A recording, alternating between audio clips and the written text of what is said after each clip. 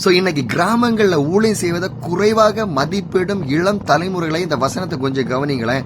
மத்தேயு 9:35 சொல்கிறது, பின்பு இயேசு சகல பட்டணங்களும் கிராமங்களையும் சுற்றி நடந்து ஜெப ஆலயங்களை உபதேசித்து ராஜ்யத்தின் சுபிஷத்தை பிரசங்கித்து ஜனங்களுக்கு உண்டாயிருந்த சகல வியாதிகளையும் சகல நோய்களையும் நீக்கி அவர்களை சொஸ்தமாக்கினார் என்று வேதம் சொல்கிறது.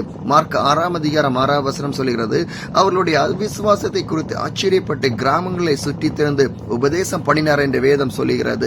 லூக்கா 8:1 சொல்கிறது, பின்பு அவர் பட்டணங்கள் தோறும் கிராமங்கள் தோறும் பிரயாணம் பண்ணி தேவனுடைய ராஜ்யத்தை குறித்தான நற்செய்தியை கூறி பிரசங்கித்து வந்தார் என்று வேதம் தெளிவாக சொல்கிறது. இன்னைக்கு கிராமங்களை பிரசங்கம் பண்ணது குறைந்துட்டு, இன்னைக்கு கிராமங்கள்ல போய் ஊழியம் செய்யறது குறைந்துட்டு, கிராமங்களை ஊழியம் செய்தா மதிப்பிடுறாங்க. அவங்க குறைவான பாஸ்டர், ஏழையான பாஸ்டர், ஒண்ணுக்கு உதவ என்ற குறையிடுகிற மதிப்புல இன்னைக்கு நம்முடைய தமிழ்நாடுல இன்னைக்கு எங்க பார்த்தாலும் அதான் காணப்படுது. கிராமத்துல ஊழியம் செய்தா அதுக்கு இன்னைக்கு மதிப்பே கிடையாது. ஆனா இயேசு கிறிஸ்துவோட இன்னைக்கு எல்லாரும் மேலாக போயிட்டோம்ல. இன்னைக்கு கிராமங்களை இயேசு சுற்றி திரிந்தார் என்று வேதம் சொல்லுகிறதுல, பட்டணங்களையும் திரிந்தார், அதே நேரத்தில் கிராமங்களையும் சுற்றி திரிந்தாரு. அப்ப இயேசு செய்த மாதிரி ஊழியங்களை இன்னைக்கு நம்ம ஏன் செய்யக்கூடாது? கிராமங்களை செய்யறது இன்னைக்கு குறைவாக மதிப்பிடுறவர்களே, அதுல இதெல்லாம் இன்னைக்கு மாறுங்க. வசனம் சொல்றதுக்கு கீழ்ப்படிங்க. கிராமங்கள ஊழியங்கள் தேவை. இந்தியால 6 லட்சத்துக்கு அதிகமான கிராமங்கள் இருக்குது இந்திய தேசத்துக்குள்ளாடி. இந்த 6 லட்சமான அதிகமான கிராமங்கள்ல யார் போகுது சுவிசேஷம் சொல்றது? என்னோட பாருங்க, இந்த கிராமங்கள் துறை இப்ப ஒரு தெருவுல நான் போயிட்டு இருக்கேன், வீட்டுடைய தெருவுகள்ல போயிட்டு இருக்கேன். தெருவா கிராமங்களை போய் சுவிசேஷம் சொல்றோம், ஜெபிக்கிறோம். ஏன் சொல்லிட்டு இருக்கோம்? வீடுகள் தோறும் நாங்கள் போறோமே, ஏன் சொல்றோம்? கிராமங்களுக்கு யார் போறது? பட்டணங்கள்ல ஊழியம் செய்யறதுக்கு எல்லாரும் ரெடி. பட்டணங்களுக்கு லட்சங்களையும் கோடிகளையும் இன்னைக்கு செலவு பண்ணி ஊழியம் செய்யறீங்களே, இதனால என்ன பிரச்சனை வந்து போச்சு?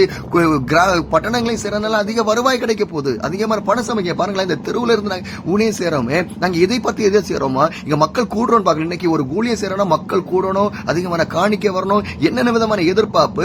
இதெல்லாம் சரியான ஊழியமா? இல்ல தவறான போதனை தானே. அந்த கிறிஸ்துடைய ஊழியத்தை செய்து இருக்கோம். பட்டணங்கள் தோறும் சேரனால என்ன பிரச்சனை வந்து போது? கிராமங்கள் தோறும் சேரதுக்கு யார் ஆயத்தமா இருக்கிறீங்க? பட்டணங்கள் வந்தீங்கன்னா பெரிய பெரிய லைட் போடுறீங்க, ஸ்டேஜ் போடுறீங்க, மைக்கு போடுறீங்க, அது போடுறீங்க, இது போடுறீங்க, என்ன ஆடம்பரமான காரியங்களை செய்றீங்களா? கிராமங்களுக்கு வாங்க. கிராமங்களை ஊழியம் செய்யறதுக்கு யார் ரெடியா இருக்கா? எந்த ஊழியங்கள் திருநெல்வேலி ரெடியா இருக்குது? எந்த திருச்சபை ரெடியா இருக்குது? கிராமங்களுக்குள்ள ஊழியம் செய்யறதுக்கு மிஷினரி அனுப்புறதுக்கு யார் தயாரா இருக்காங்க? கிராமங்கள் தோறும் 6 லட்சத்துக்கு அதிகமான கிராமங்களுடைய இந்தியா தேசத்துல வேதம் சொல்கிறது, இயேசு கிராமங்கள் தோறும் சுற்றி அலைந்தார் என்று வேதம் தெளிவாக சொல்கிறது. இயேசு காட்டிலும் எல்லாரும் பெரியசா போயிட்டீங்கல்ல. அந்த கிறிஸ்துக்கள் தான். இயேசுவை காட்டிலும் யார் அப்படி நினைக்கிறீங்களோ அந்த கிறிஸ்துடைய ஊழியங்களை தான் நீங்க செய்து. அது ஊழியம் கிடையாது, அது சாத்தானுடைய ஊழியத்தை நீங்க செஞ்சுட்டு இருக்கீங்க. இன்னைக்கு மாற்றங்களை நம்ம உருவாக்கப்பட வேண்டும். கிராமங்கள் தோறும் மீண்டுமாக வாலிபர்கள் எழும்பி வர வேண்டும். கிராமங்கள் தோறும் நம்ம அலைந்து திரிந்து ஊழியங்களை செய்ய வேண்டும், சுவிசேஷத்தை சொல்ல வேண்டும். சுவிசேஷம் என் மேலும் உங்கள் மேலும் விழுந்த கடமை என்பதை மறந்து விடாதீங்க. கிராமங்கள் தோறும் புறப்பட்டு போங்க, ஒவ்வொரு இடங்களும் புறப்பட்டு போங்க. தேவனுடைய ராஜ்யத்தை சுவிசேஷத்தை சொல்லுங்க. கர்த்தர் உங்களை ஆசீர்வதிப்பாராக.